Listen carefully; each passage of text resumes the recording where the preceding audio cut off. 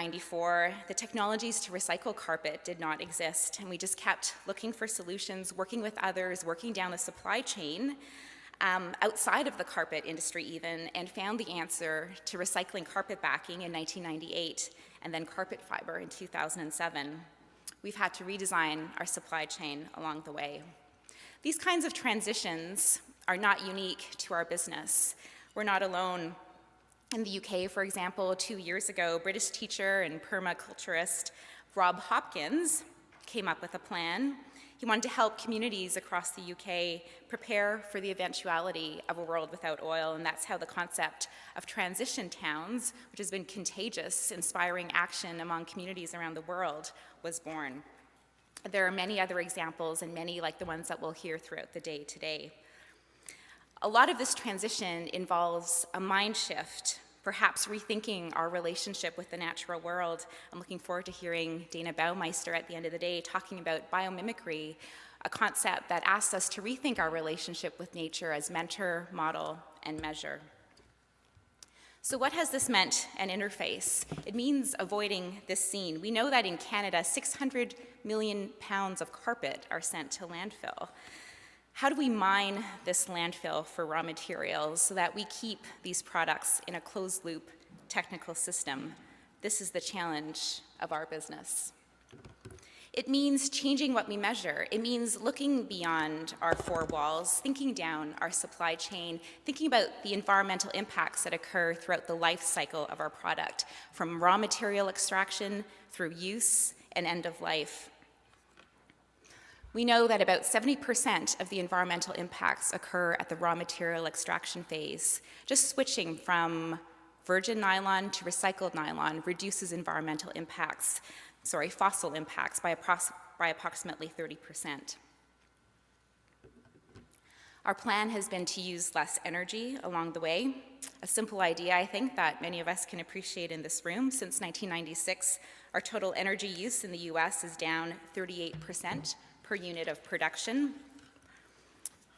Today, the amount of non-renewable energy that we use to produce a square yard of carpet is down about 65%, and we're also looking at our transportation and supply chain partners so we can take responsibility for the upstream and downstream impacts of our products. Dematerialization, using less material, a principle that influences the design and manufacturing of our carpet tile. We're not alone here. Lots of products have gotten smaller and smarter, flat screen TVs, the new Apple keyboard, cars, a number of things, and we'll hear about more amazing examples today. So has our carpet. Over the past 14 years, we've reduced the amount of fiber in our carpet tile by about 15%. Our fiber is nylon, a petro-based material found in most carpet around the world. Every step we take to use less while still making a better, high-performing, beautiful product helps us get off oil. At Interface Floor, Life Cycle Assessment, or LCA, shows us that the #1 way to reduce the environmental impact of carpet is to keep it on the floor as long as possible. It does all of us absolutely no good if we have to replace a green product, or so-called green product, before it's time. It's got to last and be durable before we call it green. These are just a few examples of our plan to get off oil. It's part of a bigger, bolder agenda that we've called Redesign Commerce, which is a key principle of our sustainability plan at Interface.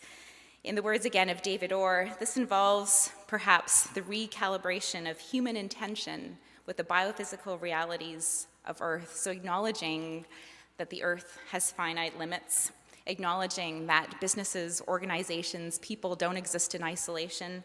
If anything, to me, the concept of sustainability reminds us that we're all interconnected.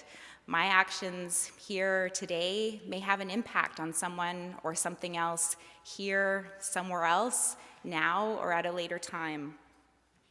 Looking beyond our four walls, systems change.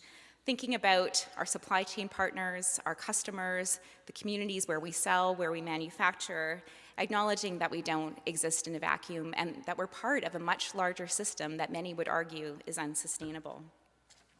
So this idea of collaboration is really important, which is why I feel events like this are so important when we're bringing people together to tackle serious issues, perhaps one of the greatest challenges of our time, and to stir action and inspire one another going forward.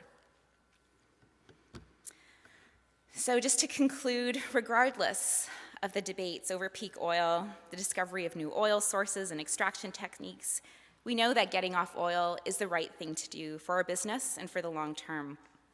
The debates change every day, almost as much as the price of oil itself, and that's one of the biggest motivations for us to get off oil is this volatility. We can't depend on the price of oil remaining fixed. The less dependent we become on oil as a resource for energy and materials, the more secure we are as a company and the more stable our prices. Our off-oil goal fundamentally, however, is driven by the need to get off any virgin, non-renewable energy supply and material supply. Consumption of non-renewable resources is ultimately not sustainable. On that note, I thank you not just for being here, but the hope that your presence here generates and the future action driven by that hope. I'm looking forward to the insightful, courageous speakers that are joining us here today, and really look forward to continuing the conversation with all of you. My colleagues and I will be in the room throughout the day, and we look forward to continuing this dialogue.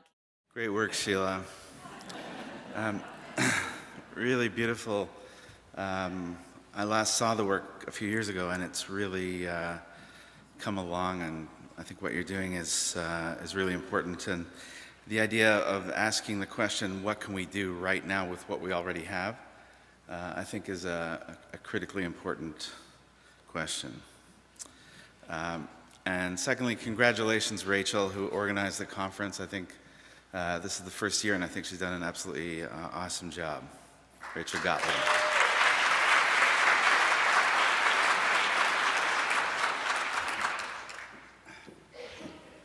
So here's our question. What are we doing with this? Yesterday was Bike to Work Day in Chicago. As you can see, all four of these guys did it. And for me, it represents, in some ways, the kind of challenge that we face when we confront the idea of a world without oil. Because, I was joking with Rachel that I actually couldn't be here today because I would have to walk. I would be somewhere in Gary, Indiana.